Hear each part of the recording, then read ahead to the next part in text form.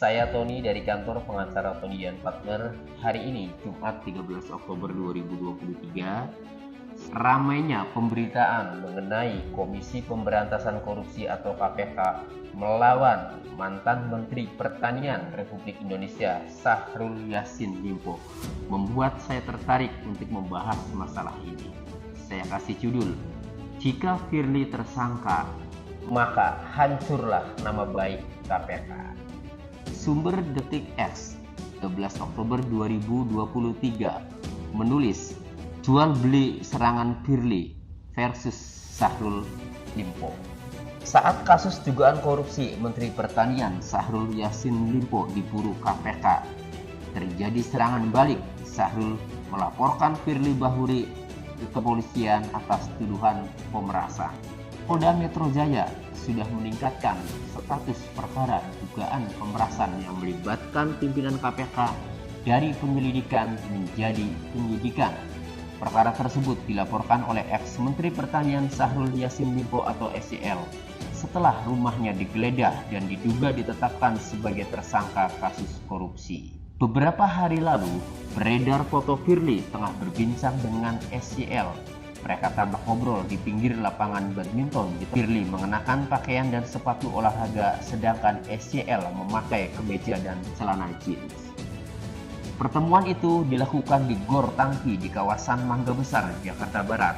Dalam pertemuan keduanya itu diduga terjadi serah terima uang tunai sebesar 1 miliar rupiah. Ini dikabarkan sebagai pembayaran yang ketiga. Sebelumnya disebutkan terjadi pada bulan Juni dan Oktober 2022, masing-masing sebesar 1 miliar rupiah. Polda Metro Jaya belum buka suara soal kebenaran kronologi tersebut. Tapi Polda Metro Jaya sudah memeriksa beberapa saksi, di antaranya adalah SYL dan beberapa nama yang disebut dalam kronologi tersebut. SYL sendiri sudah 3 kali diperiksa Polda Metro Jaya. Kapolrestabes Semarang, Kombes Irwan Anwar, mengatakan pernah diperiksa sebagai saksi dalam kasus ini pada awal Agustus 2023. Nama Irwan juga disebut dalam kronologi sebagai penghubung Firly dengan SYL yang mengatur jadwal pertemuan kedua orang tersebut. Irwan mengakui mengenal keduanya. Firly adalah atasan langsungnya dulu di Polda Nusa Tenggara Barat, sedangkan SYL adalah pamannya. Istri Irwan, Andi Tenri Natasha, adalah putri Dewi Yassin Limpo, adik SYL.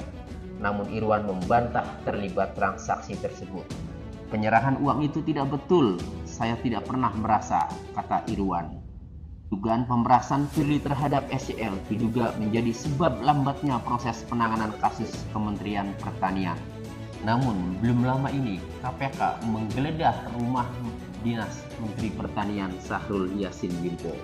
Setelah itu, kemudian pada 12 Oktober 2023, KPK menangkap mantan Menteri Pertanian Republik Indonesia Syahrul Yassin Limpo.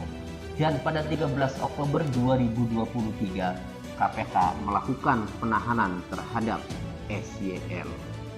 Apakah ini bentuk kejar-kejaran antara pimpinan KPK yang sedang diproses kasusnya di Polda Metro Jaya yang hingga kini sudah naik penyidikan, sehingga KPK segera menangkap Syahrul Yassin Limpo?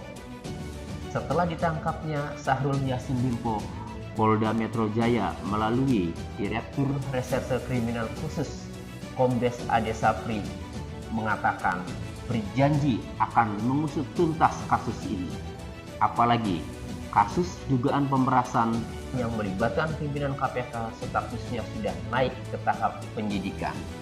Berdasarkan pasal 1 angka 2 KUHP, penyelidikan adalah serangkaian tindakan penyidik dalam hal dan menurut cara yang diatur dalam undang-undang ini untuk mencari serta mengumpulkan bukti yang dengan bukti itu membuat terang tentang tindak pidana yang terjadi dan guna menemukan tersangkanya.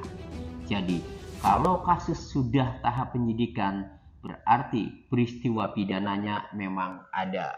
Tinggal menentukan tersangkanya.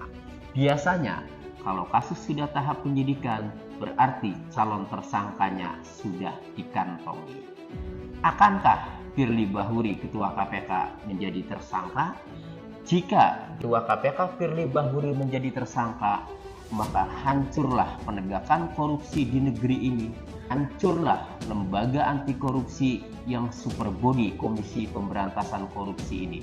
Karena baru kali ini sepanjang sejarah Komisi Pemberantasan Korupsi di mana Ketua KPK-nya sendiri menjadi tersangka dalam dugaan tindak pidana korupsi. Jika Firly Bahuri menjadi tersangka, kita tunggu Polda Metro Jaya membuka seterang-terangnya. Beranikah Polda Metro Jaya menetapkan tersangka terhadap pimpinan KPK? Kita nantikan bersama kelanjutannya. Terima kasih, kantor pengacara Tony dan partner.